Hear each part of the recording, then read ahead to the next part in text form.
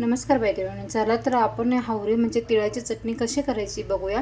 तर इथे तीळ आहे ना मंद आचेवर छानपैकी आहे ना भाजून घ्यायचे आहे.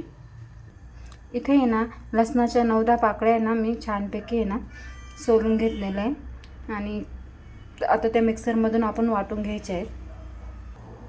इथे लसणामध्येच आहे ना लाल तिखट पावडर जे असते ना आपली फक्त मिरची पावडर, तर ती मी 3 ते 4 चमचे ॲड केलेले आहे. याच्यात चवीनुसार मीठ पण ॲड करायचं आहे. हे पहा मैत्रिणी, आता हे लसूण मिरची मीठ छानपैकी आधी मिक्सरला बारीक करून घेऊया. इथे पाहू शकता तर आपलं हे वाटण तयार झालेलं आहे. आता याच्यामध्ये ना जे हावरे म्हणजे तीळ ते आपण ॲड करणार आहोत आणि ते सुद्धा मिक्सरमधून फिरवून घेऊया. हे पहा मैत्रिणी, इथे छानपैकी आबडधोबड आपण मिक्सरला फिरवून घेतलेले आहे. हे आपले तिळाची चटणी म्हणजेच हावऱ्याची चटणी तयार झालेली आहे. कधी भाजी कमी पडली ना तर झटपट तयार.